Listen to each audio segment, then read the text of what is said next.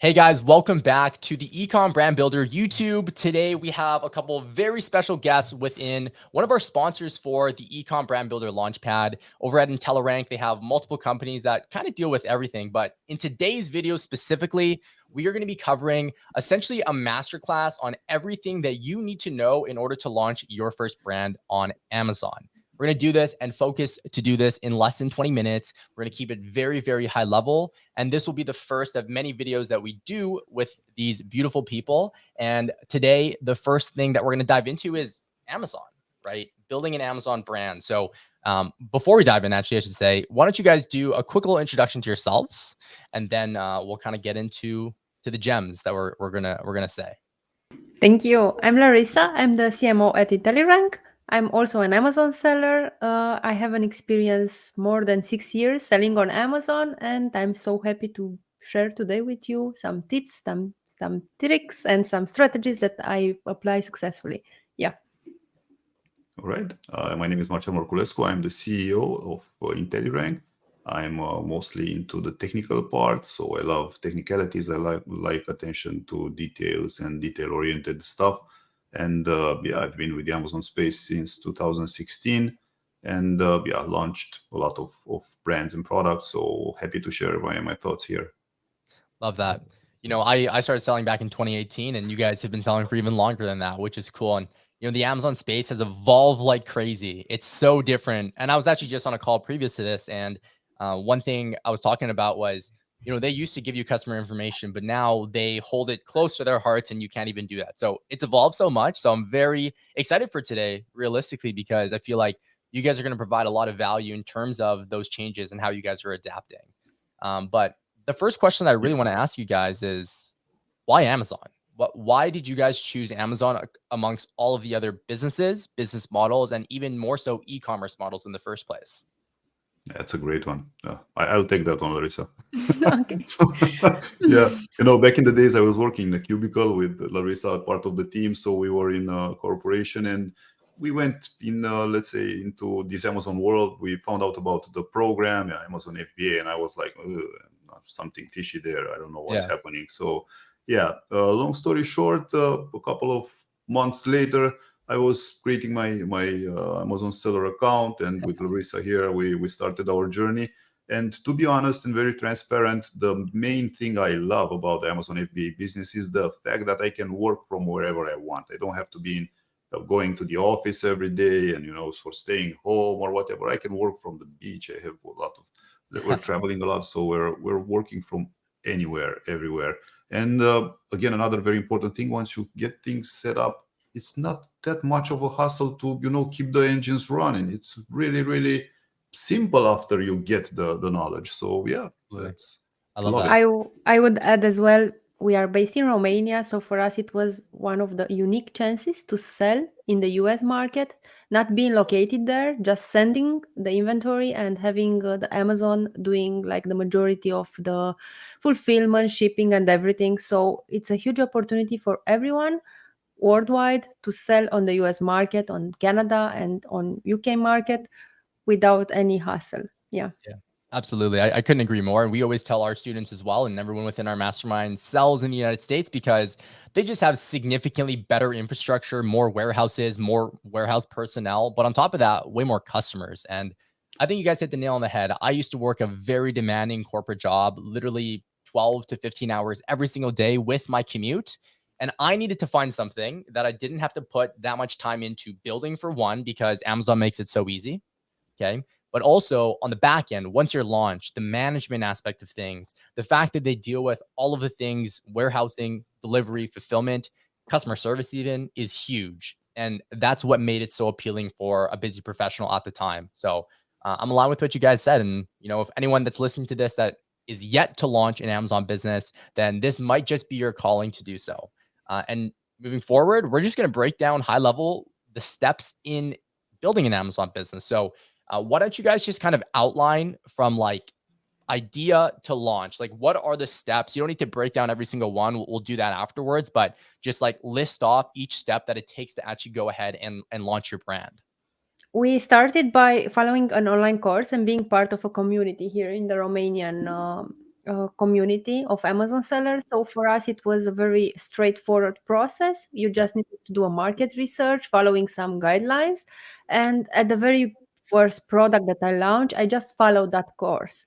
It turned out to be a fail for me, but I learned so much, and now I'm so grateful for that initial fail, because afterwards I realized that I need to create my own process and I don't need to start from the market analyze. Now when I launch a product, I start from the customer need. I Mm. make sure that every product that I launch satisfies a customer need and is better than the competitors that are selling and solving a problem that the competitors are not solving right away. So I changed a lot the thinking and the logical process in the launching a product, but usually I start by, of course, analyzing the Amazon marketplace using the tools, Helium 10, Jungle Scout, and all the tools, finding a niche in a sub niche, to say it like that, and trying to solve a problem that no one solved it before, or doing better. Yeah. I love that. I absolutely love that. I want to chime in a little bit too. And I think that this applies to any business. And I think people who don't run a business, if you haven't yet started a business, is one key thing to understand. Whether you're in the service business, you're running an Amazon FBA business, whatever it is, it's all about solving people's problems, right? There's customers that have needs out there. They go to the Amazon platform because they're looking for something that's going to help them with the problem they have, whether it's as simple as they're hungry and they're buying food, they want to buy a travel item because they're going traveling, it's going to make their lives much easier. They have a problem with something like packing, for example, which we'll be able to help you out with very soon.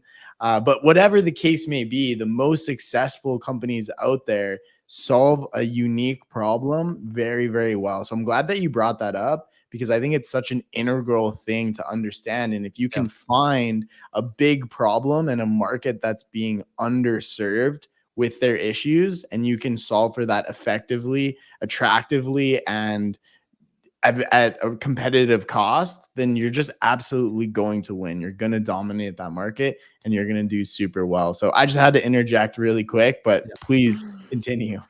Yeah. No, I couldn't agree more. I think another thing that really stood out to what you said, Larissa, was niches, right? The riches are in the niches. Alec Hermosi says this extremely well, but even from like a cost perspective, if your messaging and your brand persona is specific to a person, not only are you going to make more money, but you're also going to relate to that person significantly more and therefore have them be a follower of your brand. I know that's something that you guys do extremely well, is building brands ultimately. So I'd love to hear your guys' perspective on that, right? There's a lot of people that will go sell like everything and anything on Amazon, and they don't really tailor it to just one person and build a brand around that one person. What are your guys' thoughts on that? And have you guys taken an approach in the past in regards to maybe just launching everything that you see as a potential product? And when was that transition in regards to actually going and building a brand for it instead? So imagine that, I have nothing against people that are trying to sell pretty much everything as long as they're making money. So it's very straightforward. If you're making money, you're happy, you're going your own way, you can sell pretty much everything. But when it comes to actually having a longevity in business, when it comes to actually building up trust for people to understand what you're actually there for, a brand will differentiate you from all the others. And, it's easier for brands and having a brand to actually launch more and more products because you're already getting yourself known on the market. You're tackling a lot of hustle, a lot of starting up in terms of finding the end customer and letting them discover you and trust you and place that, push that purchase button. So in the end, if you ask me, branding is essential. Starting from branding on at the Amazon marketplace itself, switching to social media and everywhere visibility, so people see you, interact with you, and trust you, because that's how the sale happens. In order for someone to purchase from you, they have to see you at least 5 to 7 times to get that trust, to understand who you are, and to purchase from you. Yeah, I would add that we did that transition after the first fail when we tried only to sell. We didn't know that we need like a customer avatar, like a real person that to communicate to, with all the communication. With the listing, you communicate with the potential customer, with everything, with the pictures. So you need to tell a story and the client, the end user, to resonate with it. After the first fail, we realized that it needed a branding and it needed like a solid story around the product. Yeah. Yeah, I agree. I And, mean, if you and think I about just it, like, let's say you have a listing that's very broad and talks to everyone. The chance for conversion is significantly less, and therefore you're spending significantly more to acquire a customer, right? And on top of exactly. that, Marcel, I think you hit the nail on the head when it comes to doing all of that work to acquire your first customer is going to be the most expensive part of acquiring that customer. But how can you monetize them on the back end, increase their lifetime value? And in order to do that, you need a brand that talks to that person across multiple different products. Yeah. Apart from that, I just want to outline the benefits that comes to branding when it comes to the Amazon Marketplace. So brand registry will protect you, will give you more comfort, more protection from different, let's say, attackers or competition that's trying to overlap you and put you in a bad light. And yeah, I would definitely recommend considering this. And one major aspect, think about it like this. A lot of people think that, and I thought this back in the days, you get a product, you put a logo on it, there you go, I have a brand. It's not like that. It's more than that. It's much more than that to actually get that visibility, get the people, and storytelling, and keeping that everything within your brand's voice. And when I'm talking about branding, I'm talking about vision, mission, objectives, and everything when it comes to branding. I love that. I love that. We've chatted a lot about product. When it comes to connecting it to a customer, we've chatted now a lot about brand and building, a product line that resonates again with that same customer and solving a need with that. But I'd be curious to know what your guys' thoughts are from a data perspective. Marcel, this might be a great question for you, but let's say we're using Helium 10 to do our analysis. What are some of the metrics that you look at from like a revenue standpoint, a review standpoint? Do you even look at that kind of stuff? What do you guys use in terms of going through a tool like Helium 10 to really be like, okay, this is a product that I want to look forward into? That's a great question. When it comes to metrics, always check what the market is saying. Everyone, I think, including ourselves, we did a huge mistake at the beginning. We wanted to sell what we loved and what we thought that would be, super cool to sell out there on a marketplace. Emotional attached. Yeah, exactly. But when it comes to actually developing a business, you have to deep dive into the market and actually check for the metrics. Of course, start from the reviews. That's the most important one. I would encourage everyone to look for a sub niche, a small niche where the competition doesn't have so many reviews. I'd say if they're under 500 reviews, that let's say the top competitor is under 500 reviews, that's a great way forward. Apart from that, of course, it's the actual revenue that each one of them is getting. You can use Helium 10's X-ray from that, and you can see whatever they're selling on each on their products. That's a great information that we didn't have back in 2016 when we started.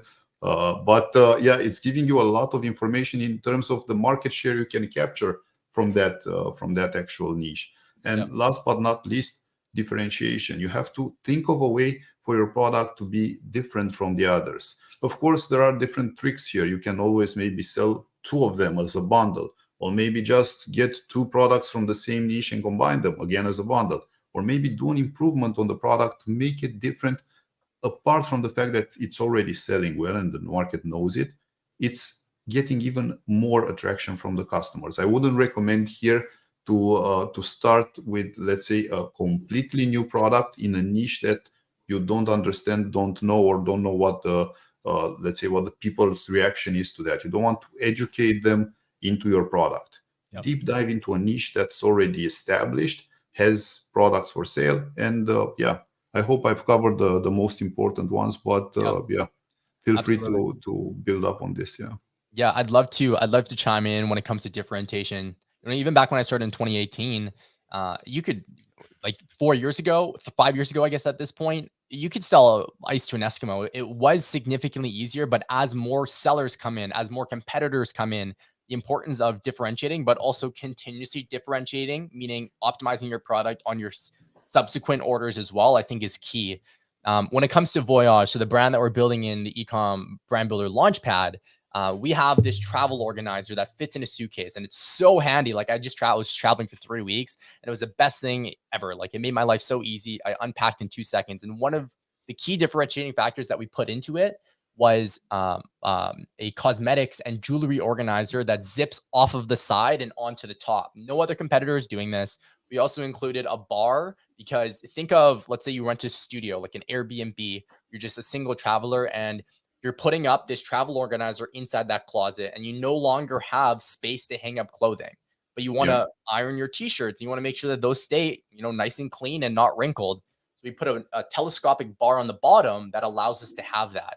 And we did a crap load of testing on that. We went out and talked to potential customers, shared it within our group, and just got a crap load of social feedback to be able to feel confident in if this product would actually do well in the marketplace. And because we've done that, we feel so confident in launching this product in somewhat of a competitive market. It very much so goes into like the packing cubes market, and everybody knows packing cubes are extremely competitive on Amazon.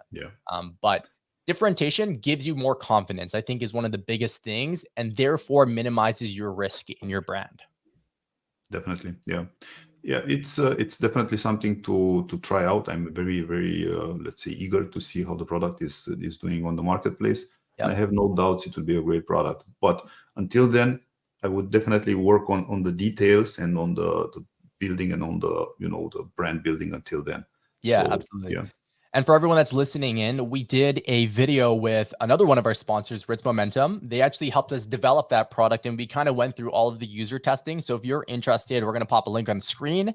Feel free to go and click into that as well.